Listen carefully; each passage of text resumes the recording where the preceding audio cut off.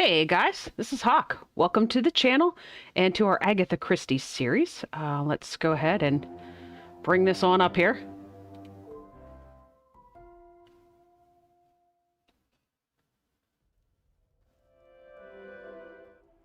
Okay. I am assuming that everybody can hear me. Hello in chat to Steph. And we are good to go as far as the recording goes. So, just a quick brief recap, I guess. So in the last episode, we had actually figured out who the blackmailer was. We actually found out that it was Margot. Do we have the ability to see? There we go. So Margot, where is she? So we at least get a picture, so everybody is on the same page. This is Margot. She does charity work. She actually works at a women's shelter, and she was able to plant different servants in the houses of the affluent people, and the servants were able to find secrets, so that Margot was able to basically blackmail the wealthier people because she knew their dirty little secrets. So we found out that much. We have not yet figured out who has murdered Major Felix Hagen, so that is going to be our quest today. All right. So we are going to jump back in here. Let me know if anything needs to be adjusted with the audio settings. I think that I've got everything kind of set the way it has been in the past. But we're starting in our bedroom, so we're going to head back out. I don't know if we've actually got anything going on. Just investigate the murder. So I believe that what we actually determined last time is that we were kind of pointed towards the staff. All of the guests had alibis, and they alibied each other for the murder itself, and we kind of got pointed. You thought we figured out that it was Elizabeth. It's pointing to Elizabeth, but we didn't actually solidify that yet. So it's not 100%. We've actually determined that Elizabeth seems to be the most likely suspect, and it looks like Archibald and Rihanna are probably covering it up, but there's a lot of motive going around. Okay, I can go upstairs.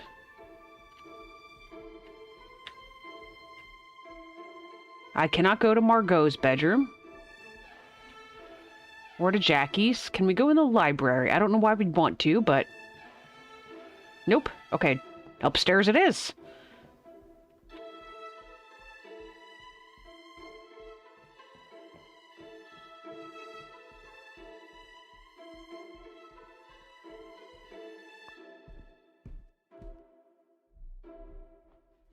Ooh, cutscene. We've not had one like this before. Where was that door? Oh, I bet it's that storeroom, isn't it? That mysterious storeroom we haven't been able to get into yet. Oh, there's the Major's bedroom. Or was that on the second floor? Aha! We're gonna get in here at last. Archibald's in here. Why would Monsieur Sterling be in here clattering around in the dead of night? That's a great question. Why are you? Ooh, new mind map. Archibald is up in the middle of the night making some amount of noise. I must find out the extent of his behavior.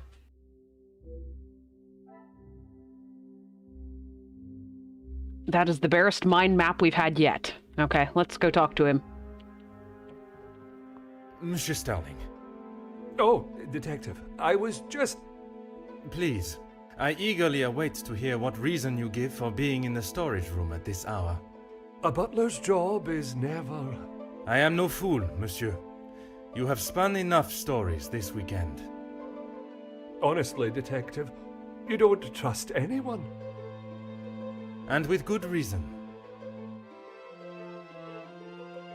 My patience has all but run out. What are you doing in here? I've been thinking about my time with the family. I often think on fond memories. But it does not take me to a storage room in the middle of the night. There are many memories held within these walls. I just wanted to see them again. That's cryptic. He makes it sound like he knows he's going to be fired or something. Monsieur Sterling sounds as though he has plans on leaving the house. Okay, yes. I've noticed that we were doing that a lot last time, where we were basically saying what Poirot says before he says it. It sounded as though you were moving furniture in here. I didn't realize the noise I was making. Obviously. Were you preoccupied looking for another of the Major's medals? That's very accusatory there. Of course not. I already explained. No, monsieur. You attempted to dupe me again into believing one of your stories. Please, detective. I know you know how it ended up in my possession. I was just trying to get some extra money together to send home. I can't lose this job. If Lady Van den Bosch found out... Theft of a medal would be the very least of your problems. You have done nothing but deceive and abuse your position in the house. Deceive? I'm sorry that I lied to you about the medal. Even when confronted, Monsieur Sterling still remains steadfast and refused to acknowledge what he has done. Would you care to explain the fake telephone call? It was purely for my benefit, no? Why would I fake a telephone call? The same reason that Mademoiselle Rihanna dressed in the Major's jacket in the snow, to allow not only the guests but me to believe the Major was still alive. I didn't kill him, detective. I know, monsieur, but I also know that you helped the one that did to cover their tracks. It wasn't like that. We were just trying to help. She had no part in it. Okay, well, it's definitely a she. Got it. Both you and Mademoiselle Rihanna risked your freedom to help Elizabeth. You never let on. How long have you known it was her? Monsieur, I am Detective Hercule Poirot. I only show my hand when I deem it necessary. You will be taking her away then. She will stand trial for what she has done. But you don't know the full story. She is just a servant in this house. If she is arrested, that will be the end for her. If Mademoiselle was only protecting herself, as you both have claimed, she will surely be found innocent. You have still not explained what you're doing in here. The Major's military storage box. The one that stored his medals. Amongst other things, yes. And those other things are? I had to protect her. If you found it when searching the study, you would have carted her off then and there. Whatever it is you have hidden, it will not remain that way for much longer. Monsieur Sterling is obviously hiding something. I should perhaps conduct my own search for it instead of relying on his cryptic messages. I need a moment. Okay. What do we have? I'm assuming it's this over here. Oh, no, this is just a carving. Aha. One of the many saint carvings from around the house abandoned in a box. Why is this saint carving in here? Okay, that is weird. That is literally the only thing searchable in this room? I got stuck behind a broom.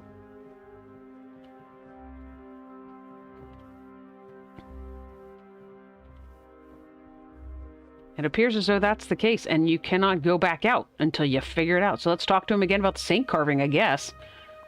There is no use lying anymore. I need a moment. Okay, that was weird. Okay, maybe I better check the mind map then. Yeah, there's a link. Oh my, okay.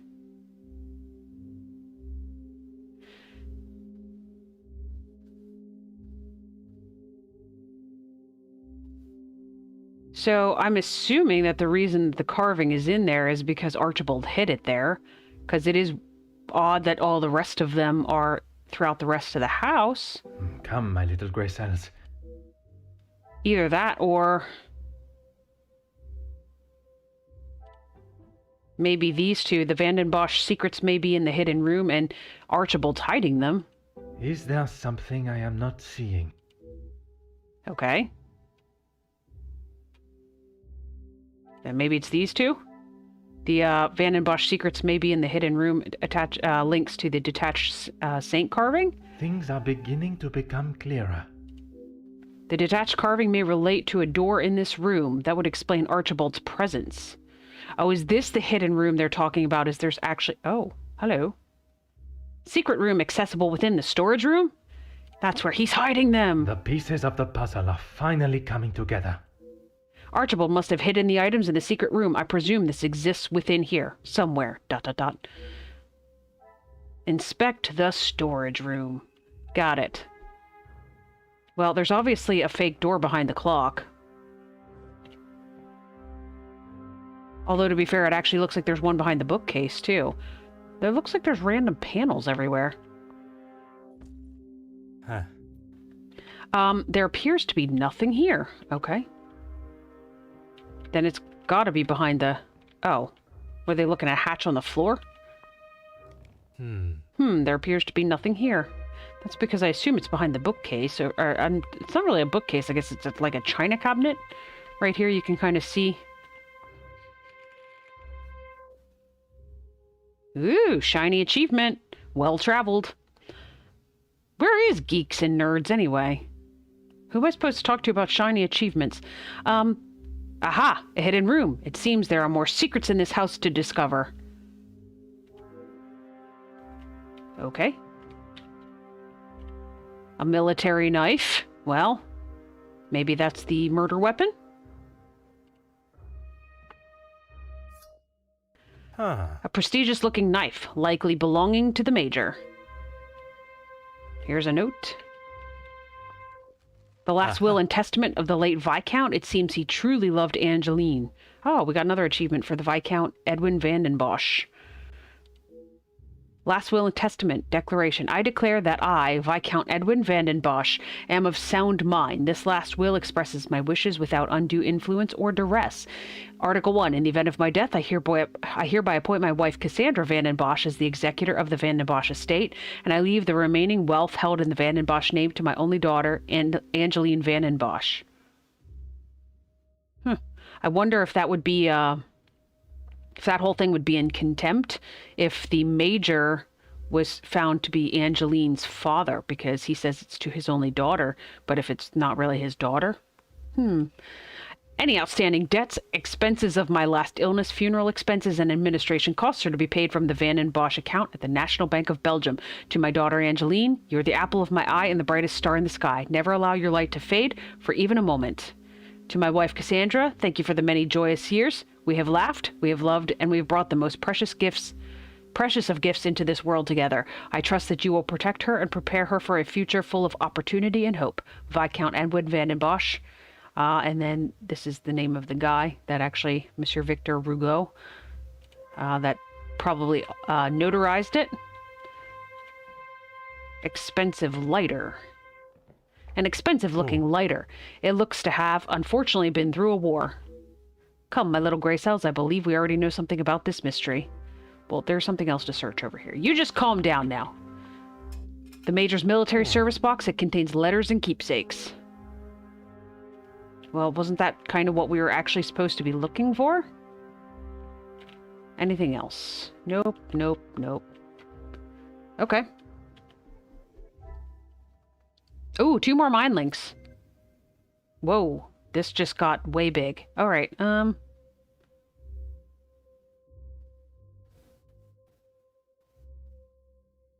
So, it's interesting they didn't say anything about bloodstains on the military blade, but blood looks to have been stained, so I'm assuming then that is linking to the potential murder weapon. Another success. I never doubted myself. Thinking of everything achievement. The murder weapon has been found. Elizabeth must have used this in the study. Okay, we got to talk to Archibald after that one, but we need to figure out what the other...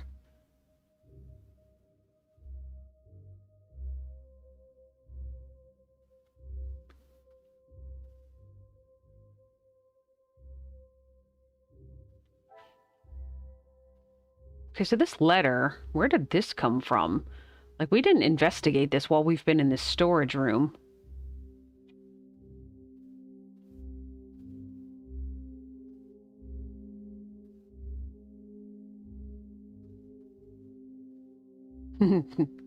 Ooh, shiny. Yes, geeks and nerds. So this is interesting. Maybe these could link. The Major's not receiving a pension, but the Viscount left all his belongings to Angeline, so even though it was his kid, maybe he was getting a little greedy. I must take a different approach if I am to uncover the truth. Or not. All right, so we have the expensive lighter as well.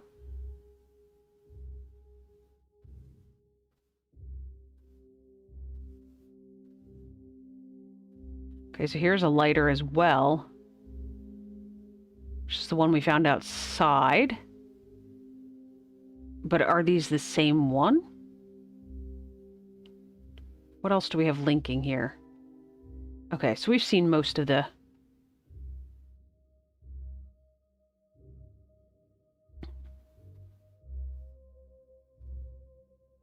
I'll be interested to know what the more to the story is. I'm still wondering if Florette's coming back.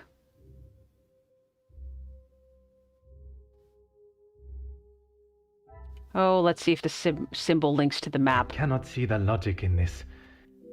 That was strictly on the idea that generally the links line up pretty well. Oh, wait, this has a rose engraving on it? Because this has a rose engraving on it as well. I mean, it says it's an unrecognizable symbol, but you can see in the picture it's a rose. Magnifique. There we go. This lighter must belong to the Major. The army symbol all but confirms this, but don't I already have this in my possession? Sneaky. Okay, well now we've got the military lighter. So somebody else was in the military. At the same time was... What's-his-face was in the military as well, which was Gideon's brother, whose name I can't think of at the moment. He was also in the military, but he sounded like he more recently got out. The Major sounded like he had been in a while ago. But maybe I'm wrong about that. So maybe he had multiple. Maybe one's a fake. That's another possibility as well. What a revelation. Okay. The lighter I found in the military box is certainly the Major's, meaning the other one is not. Oh, now we've got two things to talk to Archibald about.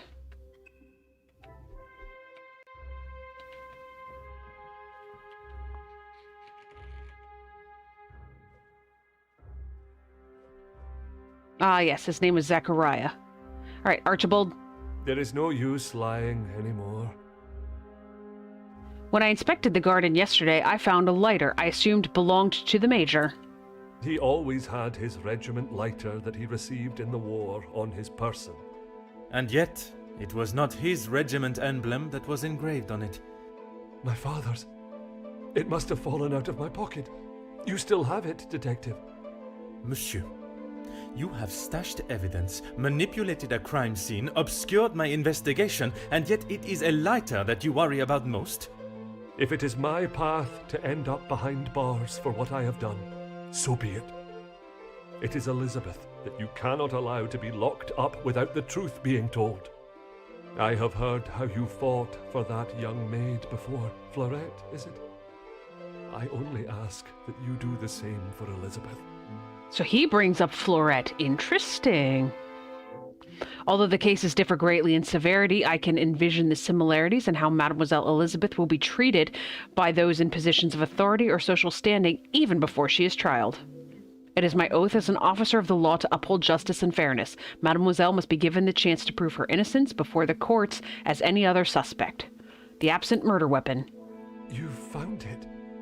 Even the secret area that has been created here is not concealed enough to stop Detective Hercule Poirot. I couldn't just leave it at the scene for you to find. The Major was killed by his own knife.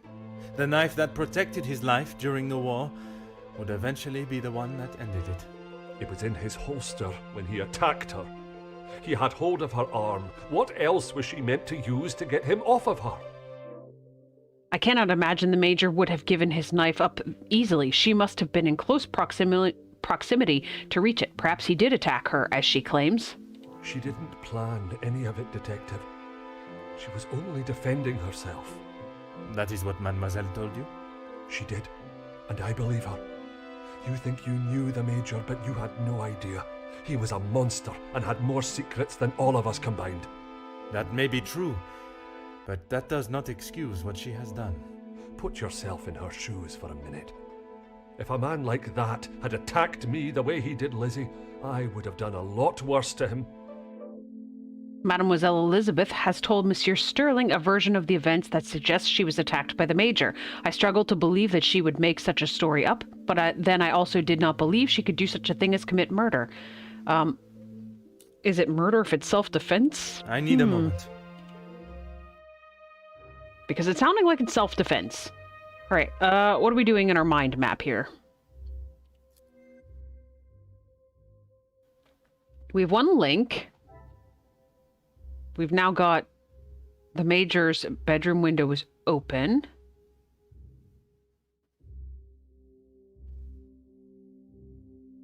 So are they suggesting that Archibald, like, climbed down from there? What else has popped up since? The Viscount's will is over here now. Or no, wait, no. This was here before, I think.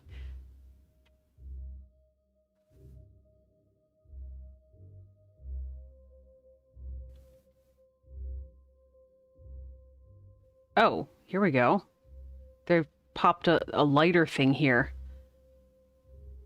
The lighter from the garden belongs to Archibald. I must act on thought and... Thought maybe that was supposed to link up to the lighter.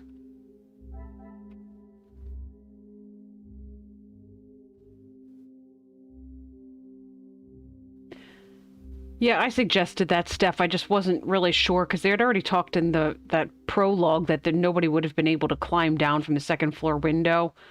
Maybe, I don't know. Some would say a lucky guess. I would say a moment of genius. If the only thing I found was Archibald's lighter, he must have collected something else. What else did Archibald collect from the garden? Well, presumably, wouldn't that be the murder weapon? Or is this related to the medals? Is that what they're talking about? I'm not sure. They gave me another mind link, though. Or another link. Archibald collected something from the dropped window.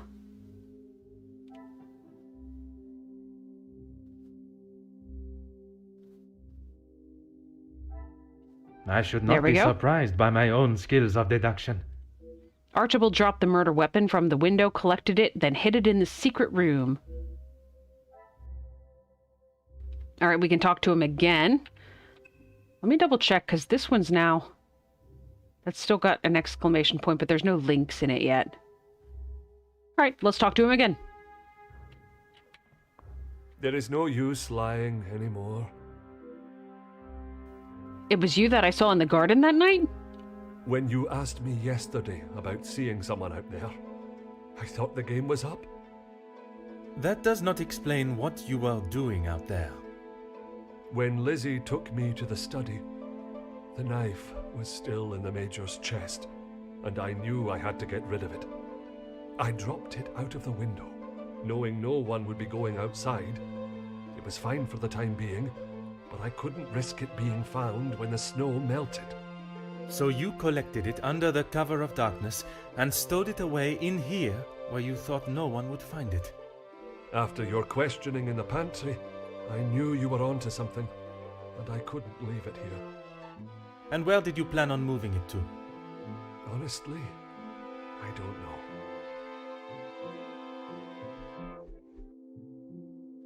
Collecting the item and hiding it to save Elizabeth, he must truly want to protect her from the law. Well, I'm guessing if he heard about the story of Fleurette, I imagine he probably wants to protect her because, well, that went badly. When we talked to him, a new conversation option was unlocked. Is it for him? There is no use lying anymore. I have one last question. Why? Why what? Why I would risk everything to help Lizzie? Exactement. Because she is family. If you were in that position, you would do the same. I can assure you, monsieur, that I would not. Then perhaps that says something about you, Detective. I would do anything for her. For any of my staff. Even if it means crossing the boundaries of the law? Without question. The lengths that Monsieur Sterling would go to protect someone he considers family is admirable, but when those lengths break the very laws that are in place to protect the innocent, they cannot be ignored. I ask that once your morning duties for the ladies of the house are complete, Mademoiselle Rehana and yourself wait in the staff quarters. Aye, Detective. But please, you have to help Lizzie. It was all an accident. She doesn't deserve to spend the rest of her days behind bars because of that man. If she is put behind bars, it is because that is what the courts have decided upon. Detective, you can't be so cruel. It is not cruelty, monsieur. It is the law. Hey, we're being teleported somewhere. There we go. After all these further revelations, my mind is as busy as Monsieur Goulet's chocolate shop. I assume that's probably a real place, but I don't know what it is.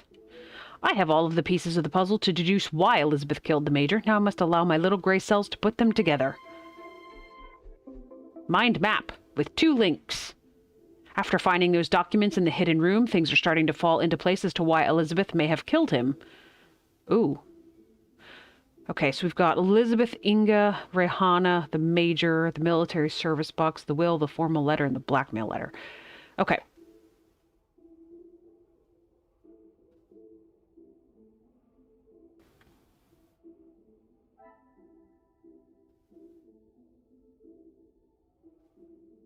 Well, I assume he's in a bad financial state because he's not receiving a pension. I should not be surprised by my own skills of deduction. The Major's financial struggles must have left him in need of a source of income. Who could the Major have turned to in his time of need? Oh, we've got 2 links again. So one of these probably links to something else. The Major was desperate for a well-paid job. Probably this, right? Ernesto paid the Major well for his support. Things are beginning to become clearer. The Major needed the job to go ahead. It was the only way to guarantee money in his pocket. What could he do to ensure the job would be complete? I assume that's when he... I got 2 links again. That's when it became hostile, because he wanted to make sure that the people came back, or went back to work. Ah, here we go. The security attacked first. That's what he needed to do to make sure the job got done. What a revelation! To secure his payment, the Major must have ordered the attack at the strikes. What were the consequences of the Major ordering the first attack? Oh, 2 links again. That's where Luke died. Another success. I never doubted myself. The Major's actions unfortunately led to the death of Luke, and all for greed. Who would have been most affected by this? Obviously Rehana and Lizzie. The Major's orders led to Luke's death.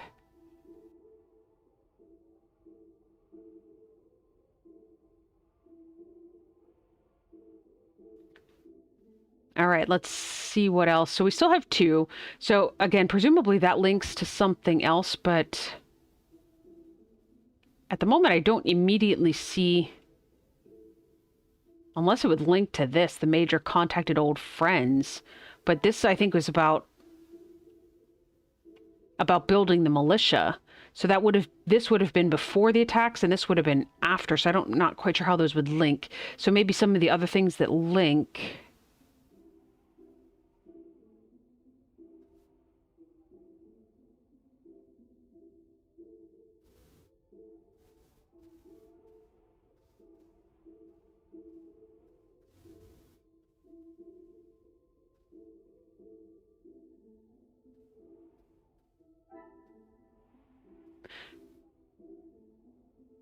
Did we read this at some point, that the Major killed prisoners of war? The reason for the Major's discharge, and an act he must not be proud of, I presume he wouldn't want this secret to become public. So, I assume that's the blackmail letter he paid then. The pieces of the puzzle are finally coming together. This information would have destroyed his reputation if unveiled, a strong motive for blackmail. All right, Steph, you remember a bunch of this stuff. Did we read something about that? Have I forgotten?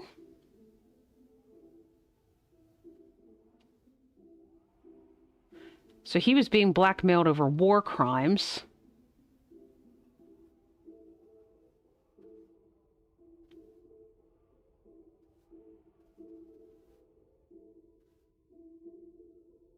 There, Elizabeth's down here. I missed this. Okay, so yeah, obviously, this would be the Major's orders led to Luke's death.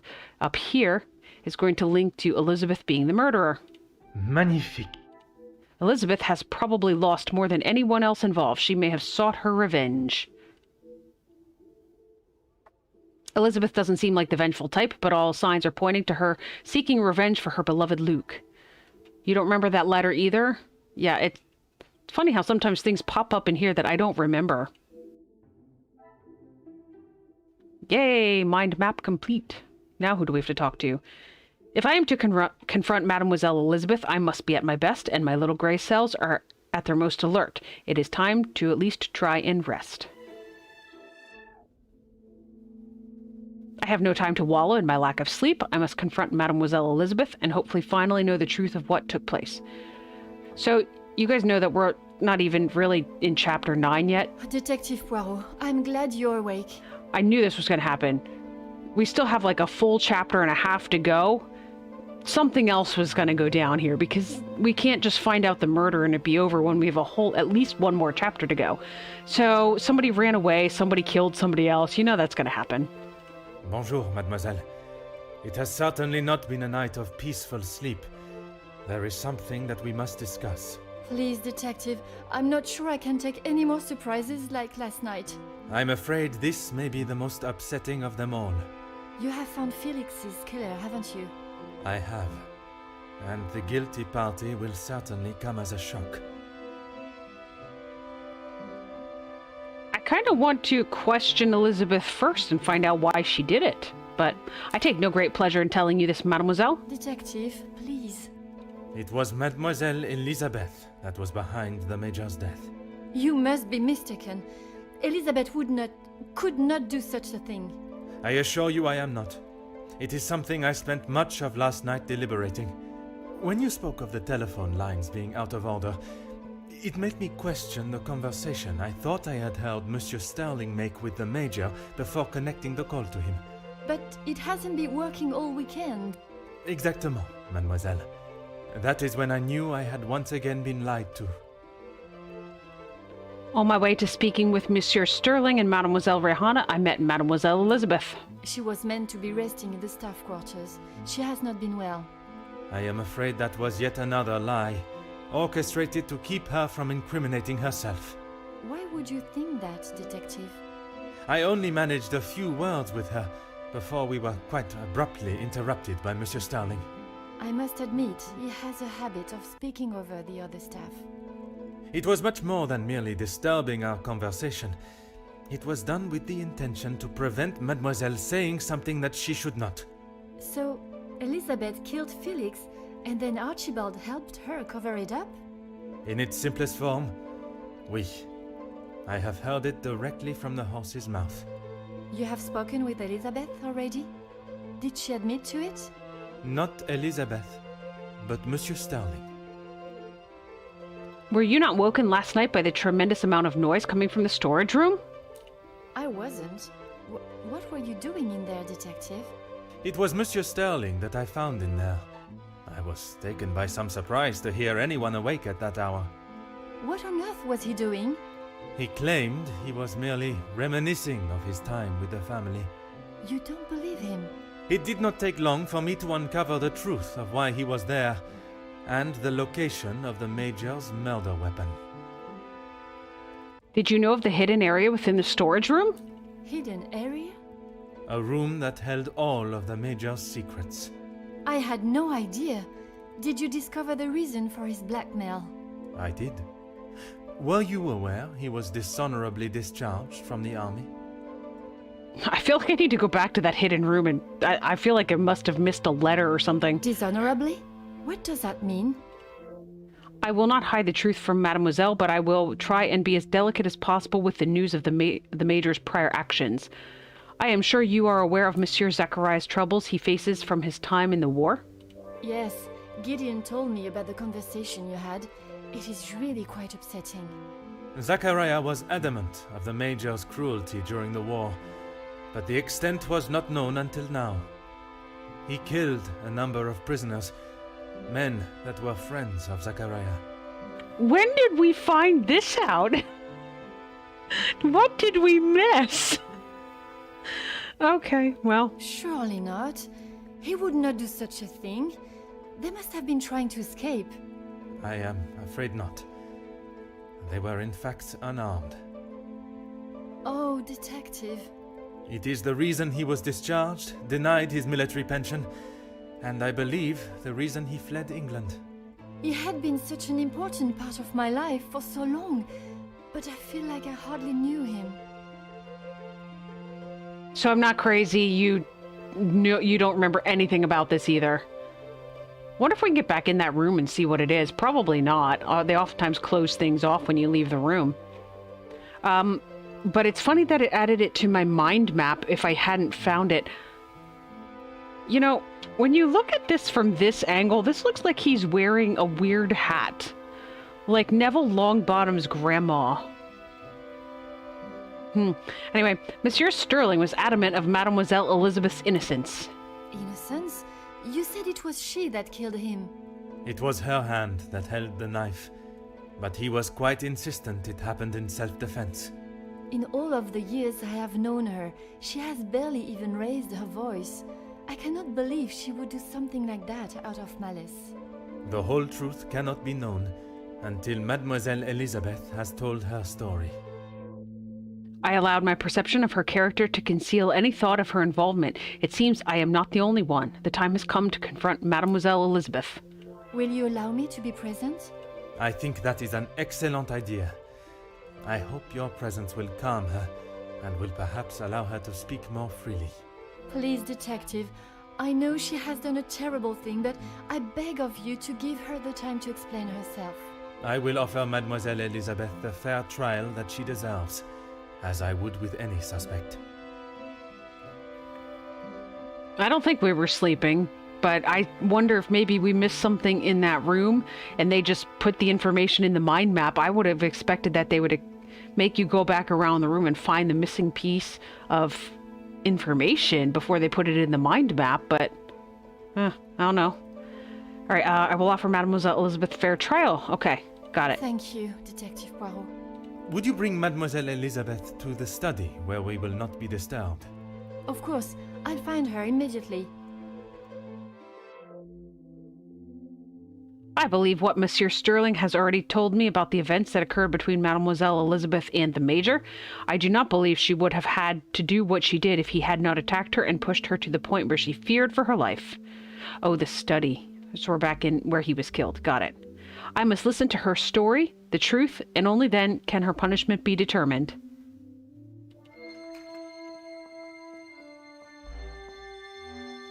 Mademoiselle Elizabeth, merci for joining us. Miss Angeline said you requested to see me urgently. We have some serious matters to discuss, and I would like to waste no further time. Oh, yes, Detective. How are you feeling, mademoiselle? Still not quite myself. I was surprised when Monsieur Sterling hurried you to assist Madame Vandenbosch last night. I should not have avoided my duties for so long. The house does not stop because I'm feeling a little under the weather. That is true, but you cannot be expected to complete all your tasks if you are not in the right frame of mind. Honestly, Detective, it was best for me to not sit and wallow anymore. My investigation has taken me down many paths this weekend.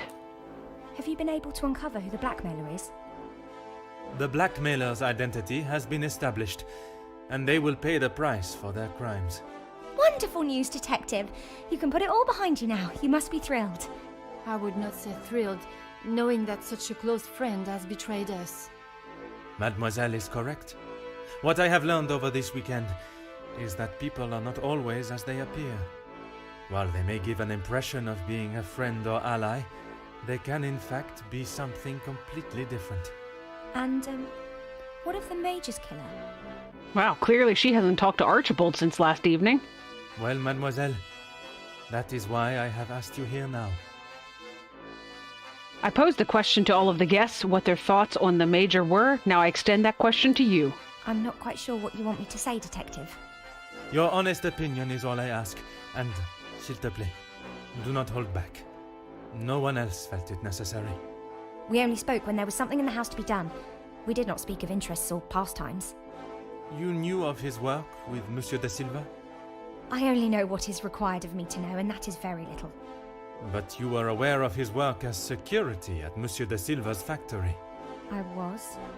The factory your beloved Luke worked at, before he was cruelly taken from this world. Yes, Detective. I understand Luke was not only involved in the strikes, but was on the front line? Yes, that is where he spent his last moments. Standing shoulder to shoulder with his fellow workers. The resulting riots were a terrible tragedy. One that I hope we will not have to see or experience again.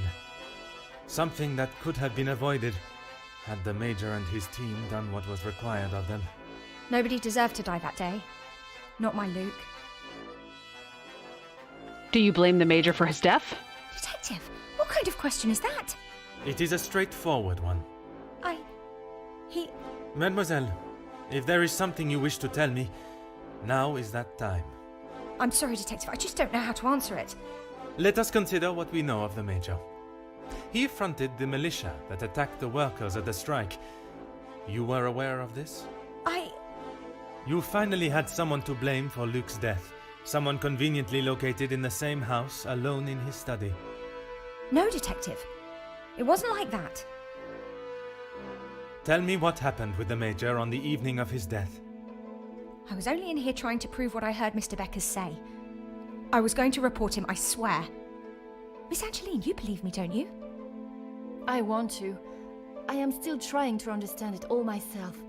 Why don't you start from the beginning? I was delivering Miss Angeline's dress to her room when I heard Mr. Beckers arguing with the Major in his study. They were ever so loud. I thought the whole house would have been listening to what they were saying. Mr. Beckers was talking about the factory strikes and how it was the Major's fault. He told him that if he didn't own up to his crimes, he would go to the newspapers. I cannot imagine the Major would have taken kindly to Monsieur Becker's threat. He didn't.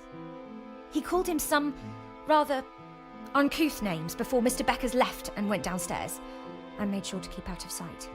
After the altercation between the Major and Master Gideon, you went to speak with him outside, and I thought I could look around his study without anyone knowing. I had to know for sure. If it was true, he deserved to be held accountable. You know, one of the things I don't remember us ever solving is specifically why that altercation occurred. So we knew that it happened, and Gideon said that it actually happened because I thought he'd said that the Major said something to Angeline or to Elizabeth or something that was why he stepped in and punched him. But did we ever find out what he actually said that made Gideon punch him? And did you find the proof you are looking for? I found a payment from Mr. De Silva, but there was nothing incriminating about that. I was so nervous. I felt like my heart was beating out of my chest. And then you saw the blackmail note. I recognised the writing on the envelope. I couldn't believe it. How could he do such a thing to Angeline? To the family that had taken him in? Common sense would determine the Major was another victim of the blackmailer. If I'd have used common sense, I wouldn't have been snooping around alone in his study in the first place. I heard the footsteps in the hall, and before I could move, the Major was standing in front of me, demanding to know why I was going through his belongings without permission. I tried to come up with an excuse, but nothing came out, and when he saw the letter in my hand, it was like Dr. Jekyll turning into Mr. Hyde. I tried to move around him towards the door, but he hurled something towards me, and it crashed against the wall. These graphics are cool. I like these. That would explain the damage to the wall. I froze. I have never been so scared in all my life. I thought he was going to kill me there and then. And you thought you would beat him to it? Oh, Detective, you make it sound as though I had it all planned. He lunged forward and grabbed me by the arm. I tried to push him away, but he was too strong. His grip just got tighter and tighter. If only you had seen the look in his eyes, I dared not even scream. I saw the sheath on his belt. I didn't know what else to do. I didn't want to hurt him, but he wouldn't let go of me. So you took your opportunity to put an end to it all. I just wanted to get him off me. I didn't want to hurt him. I reached for it and I jabbed it at him. His grip instantly loosened and I ran straight out the door and didn't look back. You did not even look to see what state you had left him in? She had just been attacked, Detective. Oui, please. Continue. I ran down to the pantry looking for Rahana. She took one look at me and knew something was wrong. I've heard this similar type of scenario occur in, like, you know, the Law and Order shows and such. She didn't look to see that he was dead. You watch, he probably wasn't dead, and somebody probably came in and realized that they could pin it on Elizabeth, and so they murdered Felix. This is gonna get weird. You watch. I explained to her what had happened, and she went to find Archie. She said he would know what to do. We went back to the study, and he was still lying there, motionless. Archie said that no one would believe me. That if someone like me killed someone like him, I would be sent straight to the gallows. He left the letter so you would find it. He said that if people knew what the Major was really like, then they wouldn't care what happened to him. So I am to believe that it was Monsieur Sterling and Mademoiselle Rihanna that cleaned the scene and orchestrated a plan that included a fake telephone call and dressing as the Major so that he may be seen. You had nothing to do with that. I swear I had no idea that is what they had done. Archie just told me to stay out of sight. I am no master criminal. Then Monsieur Sterling and Mademoiselle Rihanna will be charged for obstruction of justice and impeding my investigation. Please, detective, they were only trying to help me. If they wished to help you, they should have brought all of this to my attention immediately instead of committing more illegal acts. Surely you haven't forgotten what happened with Florette. She was only accused of stealing a bracelet. I killed a man. It is a day I have not forgotten, mademoiselle, even for a moment. Without your help, I don't stand a chance. Please, Detective Poirot, you are the only one that can help me. Oh, Elizabeth, why didn't you come to me? I didn't think you would believe me. I felt so guilty. And when it was announced yesterday that he was a victim of the blackmailer, I wanted to tell you everything. I came to find you last night, Detective, but Archie stopped me. I'm sorry. Come, my little grey cells, let us solve this mystery. I guess that means we've got a mind map. Ah, yes, we've got a link there. These are all done. All right, let's link it up. Oh, gosh. Oh, goodness gracious. Okay, this is big.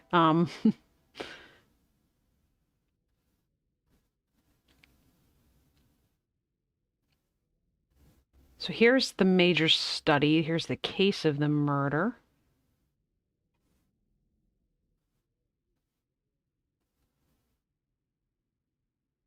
Oh, here were all the potential weapons. Oh, here we go. Oh, these aren't new. The military knife is new. It's got that exclamation point over it. Does anything else have an exclamation point? Oh, yes. I see it now. Hang on. Let me just make sure it's the only one. It's this one. Elizabeth was looking for proof of the strikes.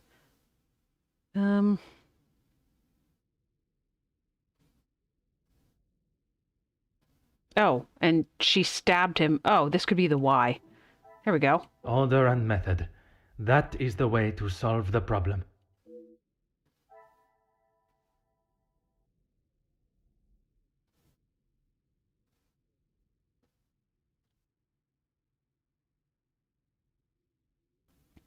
Oh, maybe it's defensive strike?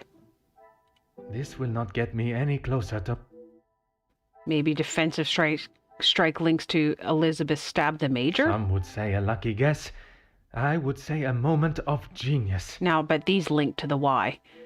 Whatever link goes on in here. Elizabeth's story confirms Margot's claims the Major's death was the result of a defensive strike. Yes. Elizabeth killed the Major in self-defense, is the why. Finally, I've solved the case of the Major's murder. I must admit, I take no joy in declaring Mademoiselle Elizabeth as the killer, and I wish she had never been put in such a position at all. Yay, well prepared, shiny achievement.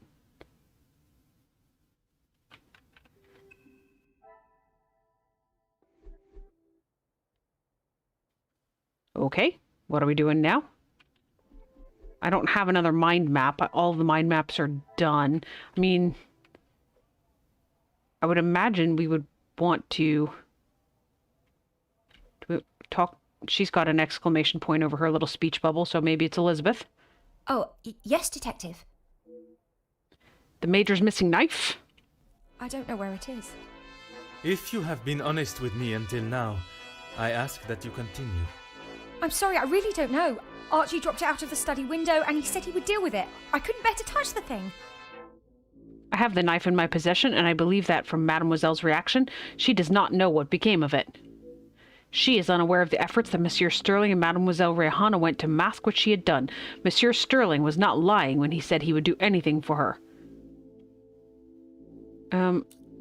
Wait in my room. Okay.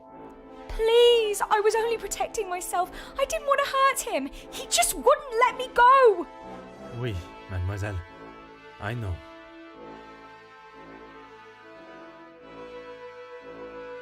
Mademoiselle tells quite the harrowing story. I cannot imagine the Major acting in such a way. But Elizabeth could not make up such a story. After learning what I have about the Major's character this weekend, I would not question the lengths he would go to in order to keep his secret hidden. I know that you share a close bond with Mademoiselle Elizabeth, but you cannot allow your personal feelings to taint your belief of what took place. She has committed a terrible crime, but she will live with that for the rest of her life. She is not a cold-blooded killer. If what she says of the Major's attack is true, she acted in self-defense, and in the law's eyes, a crime has not been committed. I will do everything I can to make sure her story is heard and a fair trial is conducted. I believe the version of events that Mademoiselle Elizabeth has confessed to are true. The Major, having fallen into a fit of rage at the prospect of his sordid secrets coming to light, he attacked the young Mademoiselle and drove her to do what she had to protect herself. She put herself in a dangerous position, but there is a small part of me that commends the duty she felt to find justice for her beloved and the other workers that lost their lives at the Major's order. If the telephone line is now working, I must call in my findings. With the remaining snow, it may still be some time before they arrive. Mademoiselle, it is time I address the house. Are you sure? What will you say? What if they do not listen? I can assure you, they will. Elizabeth was right, though. She's just a servant. What if they... Mademoiselle, when Detective Poirot speaks, they will listen. Would you ask the guests to convene in the library? Of course. And what of the staff? I have told Monsieur Sterling to remain in the staff quarters with the others. When the authorities arrive, they shall be dealt with. You have been of great help to me throughout my investigation, and now that it is over, I have one final request. You only need to ask. While I am speaking with the guests in the library, would you watch over Mademoiselle Elizabeth in my room? You don't think she will try and escape, do you? In her position, I do not know what she might try. But I trust with you there, any potential ideas of such a thing will be squashed. Yay, shiny achievement. Ooh, we're on chapter 9. Or were we already? I think we were only in chapter 8. What? Oh, no, there we go. All right. Bring it on. We can do this. Detective, you have spent more time making us sit and wait for you than anything else. I Madame Van den Bosch, couldn't figure out who was talking. if you think I have spent my time focused on anything besides uncovering the Major's killer, you are sorely mistaken. I'm sure you will be eager to share your findings with us then. All in good time, Madame. Firstly, to understand the truth of what has occurred this weekend, one must know the timeline of events that not only preceded the Major's death, but succeeded. We are all well aware of what happened before, Detective. You can save your breath. You are only aware of what the guilty parties wanted you to believe, but now I shall apprise you to the true events. The reason for us all being here, you know. The altercation between Monsieur Demire and the Major, you know. The body of Monsieur Hagen was found while we were all sat enjoying a most delicious meal. That you also know. But what was kept from us all was that his body lay on the study floor for far longer than was thought. It was that servant. She found him. S'il te plaît, monsieur. It was indeed young Inga that found the Major's body lying lifeless in the study. So it was her. Monsieur, I will not allow for any further interruptions. I return to the Major's body. If we are to believe the scene that we were presented with, the Major must have been killed during the first course of our meal, a meal that none of you left, even for a moment. Speaking in the evening, you all confirmed one another's alibis, and although there was doubt in the validity of some, I confirmed that they were indeed all true. What I could not understand was how a man came to be found dead, and every guest accounted for at the time of death. That is until I questioned the latter. Monsieur Beckers, I shall now allow you to speak. You saw the Major smoking a cigar in the snow. Is that true? It is. False. You saw what you were meant to see. Someone in the Major's coat standing outside, giving the illusion that the Major was still very much alive. Monsieur da Silva, on the afternoon of the Major's death, do you recall hearing a telephone ring? Now that you mention it, I have not heard a single ring all weekend. Correct. The telephone lines have been down for the duration of our stay, meaning the telephone call that was received and promptly directed to the Major's study was yet another act of trickery and deceit. But it did not end there. When I entered the study for the first time, it was obvious someone had already been there and falsified the scene to stage a burglary and clear away important evidence, including the murder weapon. What followed was an investigation that had already been hindered, but even those lengths were not enough to derail me for long. I think we have all had enough of your self-praise, Detective. Perhaps you would like to tell us who killed him now? Madame, as I'm sure you would expect, it is not as simple as that. What many of you do not know is the discussion that was had between the Major and Monsieur Beckers earlier that day. What has that got to do with anything? I told you I didn't kill him. That I know to be true. What you do not know is that it was not only his ears that heard your spoken words. I hope you are not implying I had something to do with it. No, madame, there was another.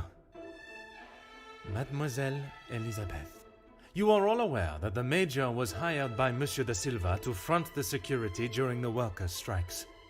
What very few of you know is that it was the Major's order that instigated the vicious attacks on those unarmed men and resulted in numerous deaths, including Mademoiselle Elizabeth's fiancé, Luc.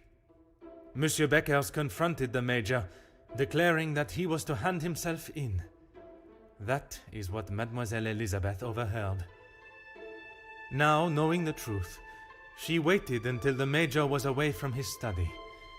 After he stepped outside following the confrontation with Monsieur Demir's fist, it looked to be the perfect opportunity, or so she thought. The Major returned and found her looking for the proof she required to hand him over to the authorities. If the maid bumped him off, why hasn't she been arrested? The events that followed in the study are not those of a cold-blooded murder, but one of a young girl that had no other option but to protect her own life. Sounds to me, Detective, like you have taken a shine to this young girl and would rather protest her innocence than arrest her for murder, the crime she has committed.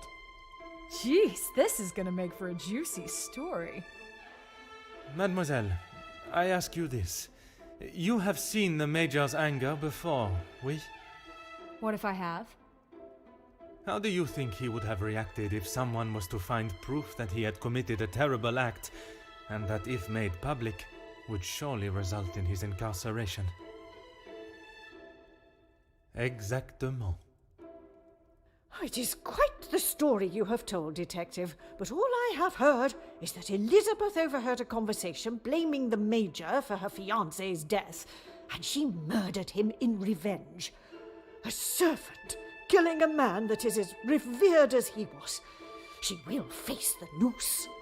I am not denying that a man has lost his life, but it is not the crime of murder that you all believe. While the Major did not deserve to die in such a way, it was his actions towards Mademoiselle Elizabeth that drove her to defend herself in any way she could. Mademoiselle Elizabeth will be punished. but we will let the law decide the severity of her punishment. She has played you like a fiddle, Detective, acting the innocent victim. She will be arrested and hanged for her crime, like every other cold-blooded killer. Hear, hear.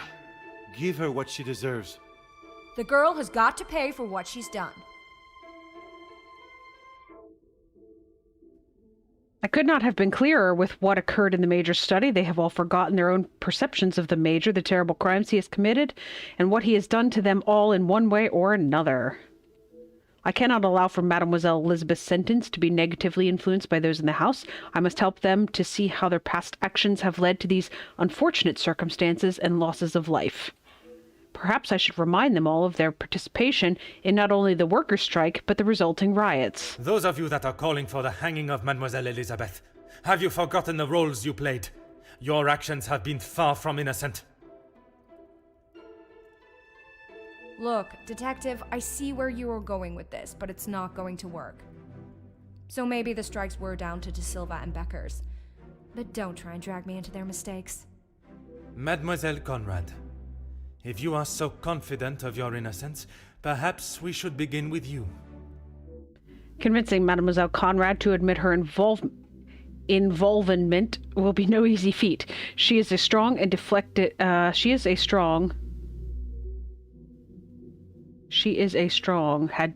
questions in the past. Okay, I don't think the A is supposed to be. She is strong and has deflected questions in the past. Perhaps a more aggressive approach is in order. Neutral and accusing. So probably we're going to go with accusing. You are at the top of your field now, but tell me, why was it you entered the world of journalism? You would do almost anything for a headline. You don't need to imply it's only me that does. Ask any of my journalists, they'll say the same. Even if in the process people are hurt? You knew the situation surrounding the strikes, and only sought to swell the anger in people and create further chaos. Mademoiselle, you so often have something to say. Now is not the time for silence. You really are delusional. Maybe you should just keep your theories and claims to yourself. Shaming and forceful. Forceful is you used others for your own agenda, not considering the repercussions, and shaming. I do not know of any field that would sacrifice the lives of others for gain. So probably forceful. You we broke obviously it. have no idea what goes on in my world. I would say stick to honest police work, but it seems that it's not in your field either. Wow, that was rude. Frustrated. Oh, we didn't break it. We just got the green, I guess, was right. Frustrated and disgust. You cannot honestly believe that what you've done is acceptable. You've allowed others to fall while you walk proudly across their backs.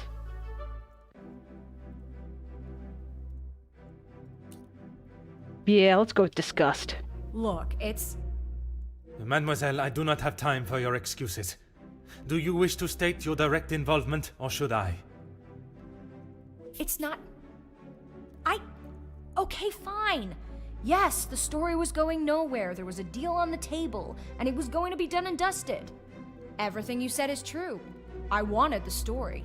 The scoop that would have blown the others out of the water. I never wanted anyone to get hurt. But I can see what I did wasn't right. I didn't think you had this side in you. I can see now why Angeline asked for you personally. You're not like other cops. It's clear it's the law and doing the right thing through and through with you. If you say it was self-defense, I believe you. We can't just forget what that girl has done. It's not Jackie's fault, or any of ours, that she decided to do what she did. Monsieur Beckers, you are the last person I expected to defend Mademoiselle Conrad. We talked only last night, and correct me if I am wrong, but you have already declared the role you played. To me, at least. Yes, we talked. It's just not fair of you to attack Jackie like that, putting words in her mouth until she succumbs to your plan.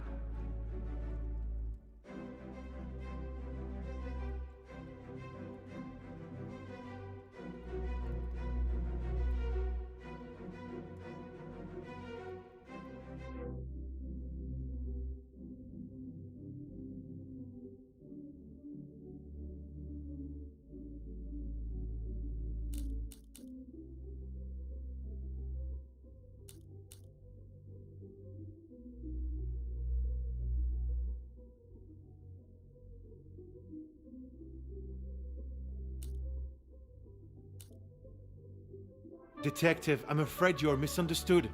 That is not how it was. It was not my intention for things to escalate as they did. I could not have predicted that would happen. Jackie was documenting everything to do with the strikes. She wanted our story to be heard and wanted to know how I was handling the negotiations. Oh no, I was muted that whole time? Shoot. Sorry about that. My dog was drinking some water earlier and I muted it and I didn't realize it. So basically what I've read off the different options and I said that there was direct and cynical, I think. And I decided to go with the direct approach. So apologies for that. And then you probably heard me adjusting my headset after I apparently unmuted my mic because I thought I was muting it. So anyways, we are talking to Hugo and we are supposed to be taking the role of an ally. So. And they were handled by yourself? Naturally. If I cannot handle simple negotiations, I am not fit to be in the position I am in. Okay, let's see. So forceful and sarcastic, and we're supposed to be being an ally. Mademoiselle Conrad swayed, influenced, and manipulated your every decision. That would be a way to be an ally, because we're basically taking up arms against Jackie. You take great pride in your work. Are you proud of the decisions made during the strikes? No, let's not go with sarcastic. Let's go against Jackie, because that's the ally position we're talking about. No, it wasn't like that. This is not a tale that has been created. The facts I speak came directly from your mouth yesterday. Why is it you cannot admit she exploited your passion and desire for your men in front of the other guests? Nothing is ever simple, Detective. I'm sure you understand that better than anyone. Okay, and we got another set that's neutral and frustrated. Neutral, you have fought for those that do not have a voice. Surely you will not allow another one to be lost in the wind of social discrimination.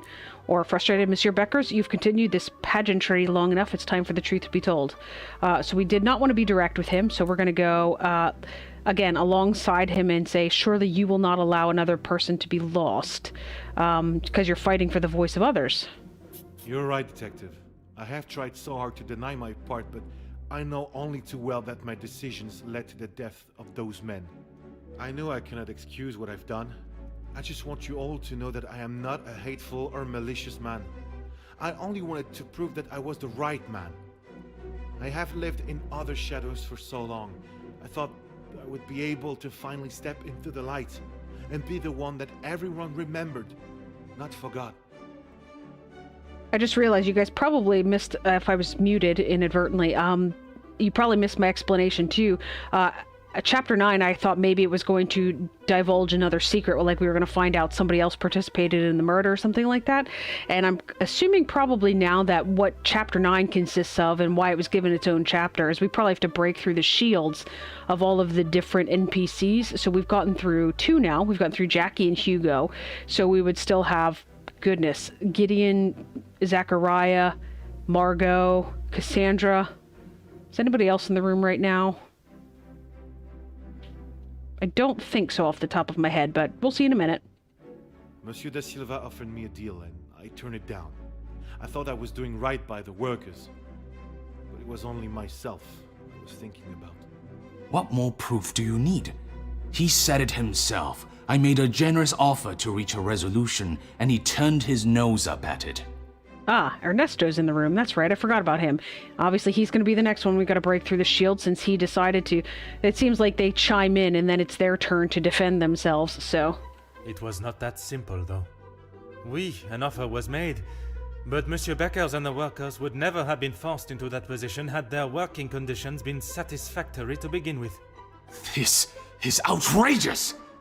Do you plan on blaming everyone for doing their jobs? I suppose it makes you feel better about yourself, doesn't it? We gotta be pretty aggressive with this guy, I think, is what we did with him last time. Although Monsieur de Silva eventually opened up, he was defensive when we discussed the matters of his blackmail, and that was a private conversation behind closed doors. I cannot imagine he will be forthcoming in front of other guests. He is going to need some convincing to admit his faults again. Alright, so convincing.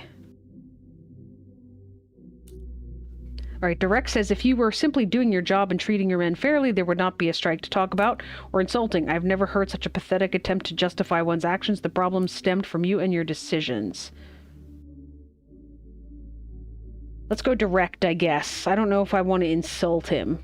It may be a big deal to you, but I am used to work as not being happy with something. And most of the time, that unhappiness is directed at me. When you're in charge of your own factory, you'll understand. I handle the situation the best I could. If you think otherwise, maybe you have proved us all right, that you aren't the great detective you claim to be. Proud. Anything I claim to be is supported by facts and truth. Threatening. The desire to hide one's secrets is a powerful force. I wonder how easily yours is broken. And straightforward. You were willing to pay an anonymous blackmailer that accused you of the same? So I would imagine we'd want to go with that, but he doesn't... Is it gonna have an adverse effect on the shield if we make the blackmail? Nobody knows about the blackmail letter as far as I'm aware. Well, let's go with it. You said it. Anonymous. I don't know them, and it doesn't sound like they know me. When you have something people want, money, they will do anything, including constructing lies to get their hands on it. So this little thing, whatever this shape thing is that is behind this shield, it kind of flashed white. So I wonder if that means that was the wrong option, because it didn't do the green slashy thingy that goes through the shield, like when we break it.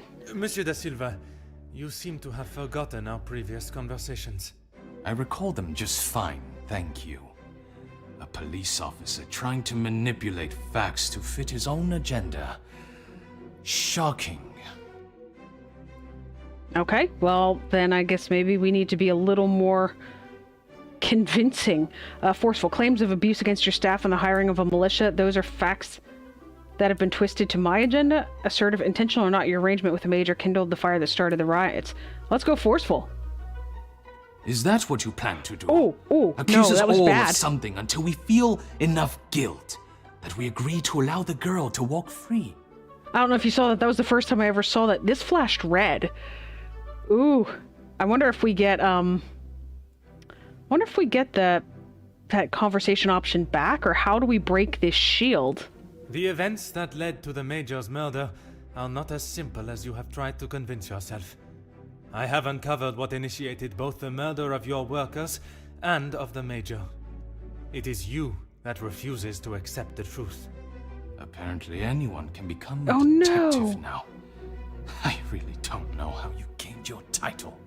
That's the first time we've not broken a shield. Now what? Do we have to do it again? Through order and... Order? There's no order in beating down who you consider suspects until they have no other option but to admit something, guilty or not. Monsieur da Silva, you have stood steadfast, and your opinion on your involvement has not wavered. Detective, you would do well not to anger my friends. Oh, I want that one back. I want to try it again. Grr. Okay. Apparently we're on to Cassandra. It was not my intention. I only want those responsible to be held accountable for their actions. The Major's death does not fall on one person alone. Does your position on Mademoiselle Elizabeth's guilt remain the same? Even after all your attempts, Detective, Felix was still murdered. Self-defense or not, she chose to hide what she had done because she knew what she had done was wrong. And she will be punished for it. It was not choice to hide anything, madame. If in her position, I ask, what would you have done? The Major has already furiously thrown an object at you, barely missing your head, and now has hold of your arm. But I wouldn't have driven a knife into him, that I can tell you for sure. She is no fool. She intended to kill, not to defend. Madame van den Bosch will be a much greater challenge, but my method of approach has worked with her before. If I am to sway her into seeing that Mademoiselle Elizabeth had no other option, I must persuade her that it was the Major's action that drove her to do what she did. Suggestive. You were the closest to the Major. His violent temper cannot come as a surprise, and forthright. Speaking with the guests this weekend, it is not the first time the Major has shown his threatening nature. I'm going to be suggestive, I think. Quite presumptuous of you to assume violence is in his nature. Putting my own feelings towards the Major aside, he was not an honorable man, at least at some time in his life. He must have been for you to allow him in your house for so many years. Ooh, that was a good one. So, even you confirm he had a history of aggression. All right, we got direct. The Major was dishonorably dismissed from the British military. Are you aware of why? And antagonizing. He played the role of a caring friend very well, but that is all. It was a performance. This has no proof behind it. I like this one because he has proof. And it does point towards the whole thing of, like, trying to convince her that, you know, he was of bad character. I'm sure that is none of my business. Likewise, it is none of yours. The Major shot and killed a number of unarmed prisoners as they were bound and terrified, posing no threat. It slashed screen both times with Cassandra. We've got both the right ones on that one. I'm not sure about when we've gotten 3 conversation options, I think, with all the people, so I expect it'll probably break on the 3rd one. I don't know if you have to have a majority or just the last one. His actions are unforgivable and should not be defended by anyone. You judge him so harshly, but I return the question. What would you have done in his position? He had made mistakes. I will not deny that. In those moments when a decision had to be made, it fell to him, and he did what he saw fit. Okay, straightforward. Making a poor decision once is a mistake, making it twice is a choice. I'm assuming you're talking about the, like, we shot unarmed prisoners of war, and then you shot the unarmed, the union workers. Sympathetic. And what of the mistreatment that you received from the Major? You cannot justify that. Doubtful. The Major ordered the attack on unarmed workers. Surely you cannot condone that. Again, we need to have her sort of recognize the mistreatment towards her, so I'm going to go with sympathetic. S'il te plaît, madame. I ask that you consider everything you know of the Major carefully. He was not always like that. The man that I called a friend would never have done what he has. I cannot allow another innocent person to be punished for his vicious and barbarous behavior. You have seen the Major act in a similar manner as I described before, haven't you? What was the outcome? 2 shiny achievements. You have convinced me that I am wrong, in both my opinion on Elizabeth's punishment and in the friendships I keep. Is that not enough for you? Not when a potential crime has been committed, and I fear an innocent party may have been punished for it. He was just a boy. I told him to stop, but he was like a wild animal. The confrontation with Mademoiselle Elizabeth was not the first time he has come close to killing another. It was following the officers' ball. A young man, no older than 16, stopped us on the street, begging for some change. Felix pushed him away, but he was persistent. He only wanted a few coins. Like a flash, Felix snapped and wouldn't let go of him. He would not stop punching him. I have never seen anything so brutal. But he was never charged for the attack. Felix called the captain at the station and said that the boy had tried to rob him, and he was merely defending himself. The boy was thrown behind bars without a second thought. It was a full week before the bruises on Felix's knuckles finally faded. And even after witnessing such a brutal assault, you still support him. You still believe that he had not attacked Elizabeth? The days following, he showed no signs of remorse, no apology to him or to me. I blamed it on the amount he had had to drink. But when you began talking about him finding Elizabeth in his study, I somehow knew it had happened again. Had you been open about the Major's temper, this could all have been avoided. When you tell the courts the truth, Mademoiselle Elizabeth's self-defense plea cannot be ignored.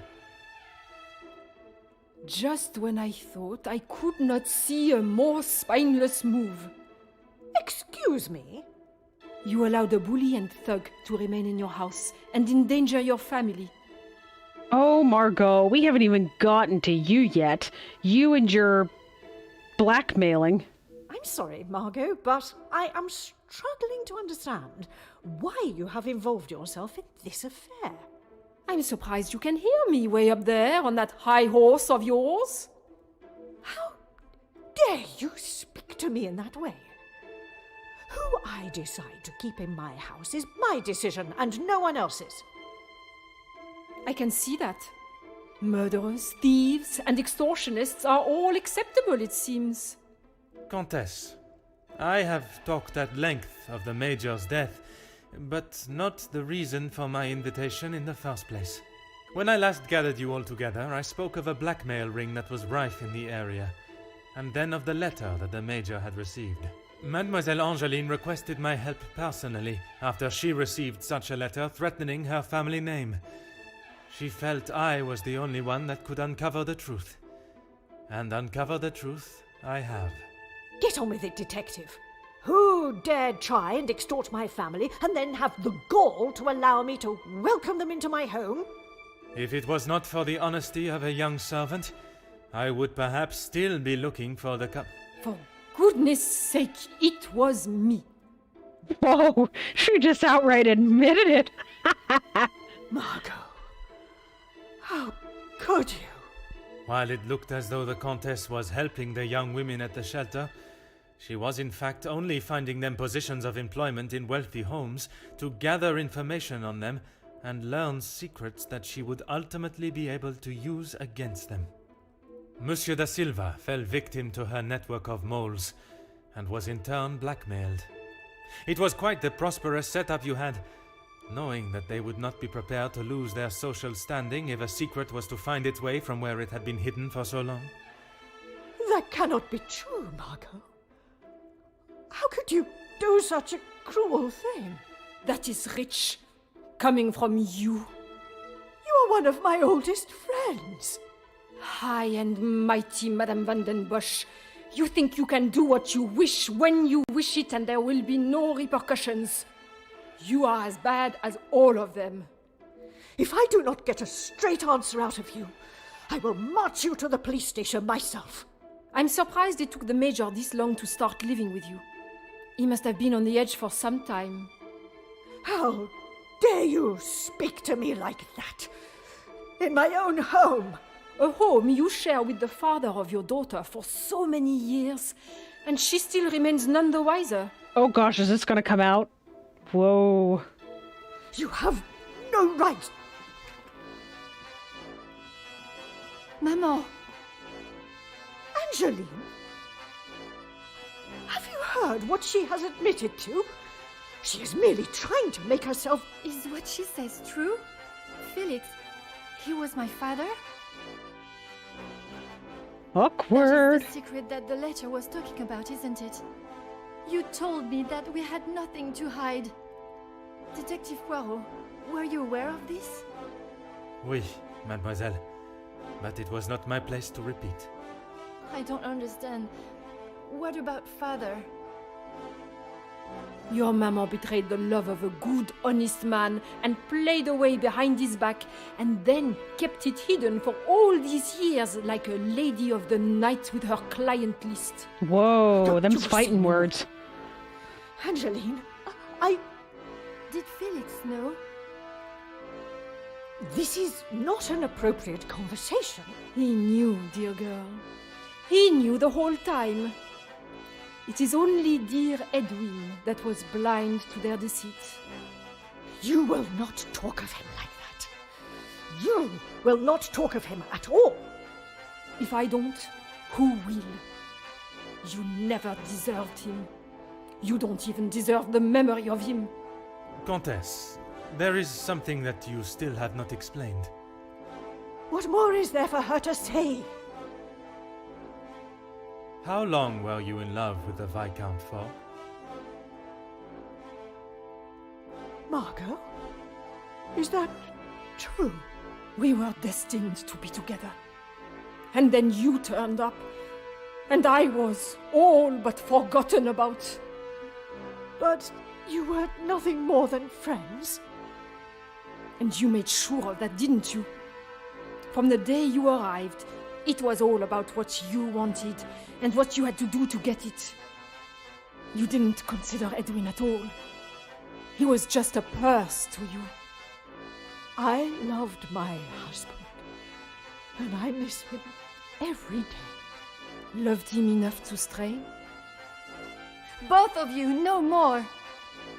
Please, Angeline, let me explain. Maman, I do not wish to hear anything else from you. Not even your own daughter wants to hear your lies anymore. Cassandra Van den Bosch, all alone. How dare you! Did we just peace out? That was a shifty little smile. While I feel a sense of satisfaction and pride in solving both cases, there is still a part of me that is reluctant to revel in triumph. I am content with the unmasking of Comtesse de Vos as the blackmailer, and knowing that she will pay for her crimes. But it is the justice for Mademoiselle Elizabeth that worries me. She will stand in a court of law, and I can only hope that they can see she acted in self-defense. I must trust that our legal system and justice will prevail, and a fair sentencing will be given. In protecting her own life, she took the life of another. Perhaps the guilt she must live with is a greater punishment than any sentence she can receive. Is that it?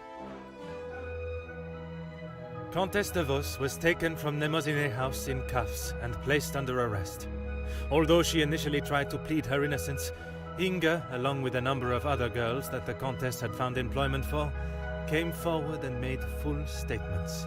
She was charged with 5 counts of blackmail and extortion and sent to a house of corrections, where she will have a new life to become accustomed to. Monsieur Sterling and Mademoiselle Rihanna were also reprimanded for their participation. While they may not be facing time in prison, tampering with a crime scene and obstruction of a police investigation are certainly not something that houses and new employers will look positively on.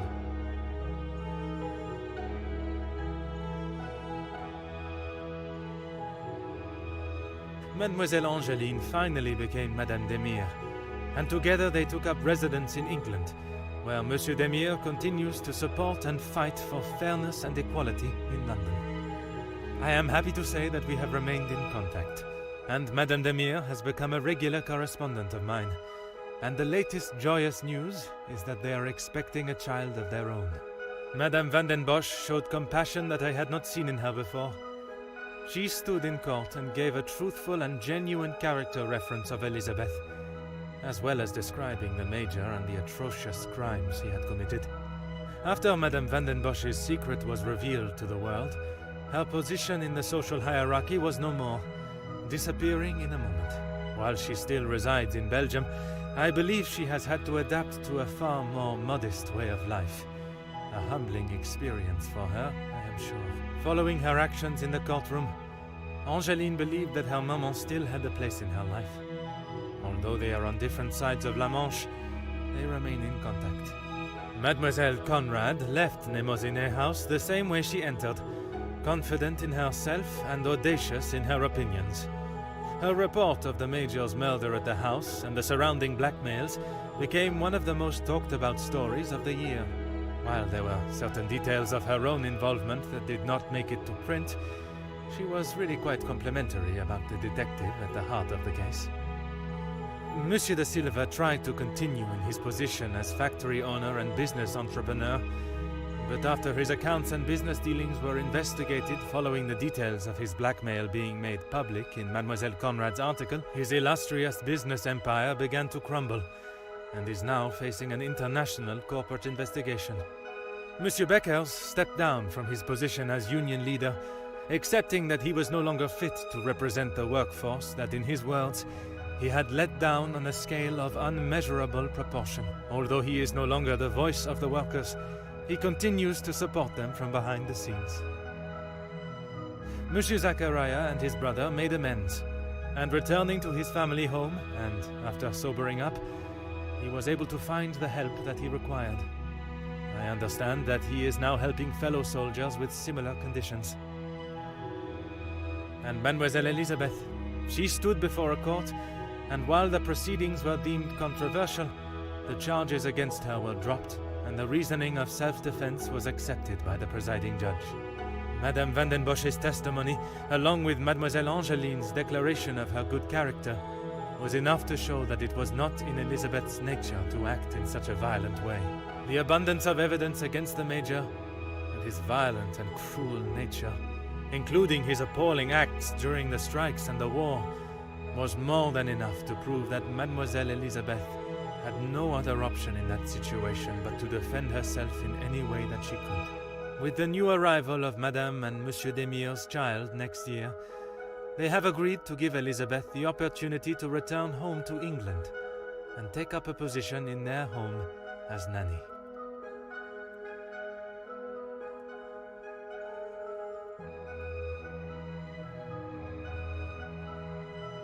The death of Elizabeth's beloved Luc has been at the center of everything.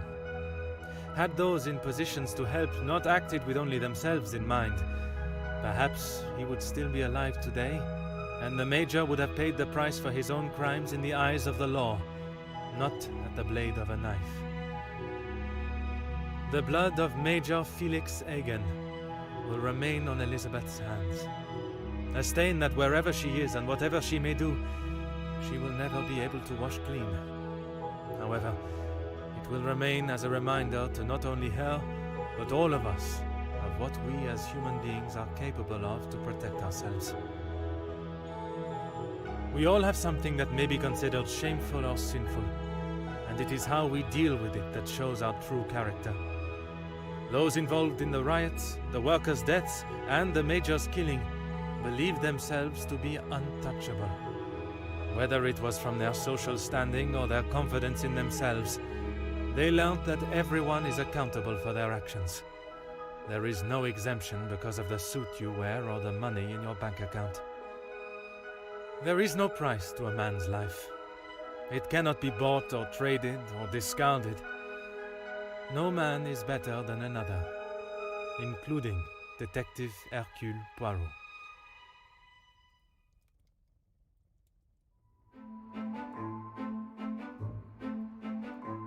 Wow, well that was a fun one. We get credits now and some snappy music. Well, anyways, this was an interesting one for sure. We went in, I fully expected we were going to get Fleurette back at some point. I didn't think that they would probably leave that like hanging out. We didn't even get a conclusion from her at the end. Like when they were going through when Poirot was talking about all the different people and what happened to them and stuff, so that's odd. I guess I just expected that at some point she would resurface and maybe something would happen to, I don't know, bring her back around, that she would not have such a stain on her, I guess, so that she would maybe be re-employed kind of like Elizabeth was there at the end. Anyway, well that was cool. Obviously we're finished with this now, so we will not have any more chapters to go on any more live streams on Sunday afternoons. I do have some plans about some other things that we can do, so we might be looking at some of those in the next couple of weeks anyway. I'm not sure, possibly next, I won't say probably, I'll say possibly next week, but probably in the next couple of weeks just because of the fact that, you know, the holidays are coming up. So that's going to be pretty much it then for this evening. We're probably going to just I guess, watch some of these credits here, and then I'll catch up with you guys next Sunday. So I'm going to thank you guys for watching. If you enjoyed the episode, feel free to like and comment. Also subscribe so that you get notified of future videos. But for now, my name is Hawk, and this has been the Agatha Christie Hercule Poirot, I believe is the pronunciation. So I'm going to catch you guys next time.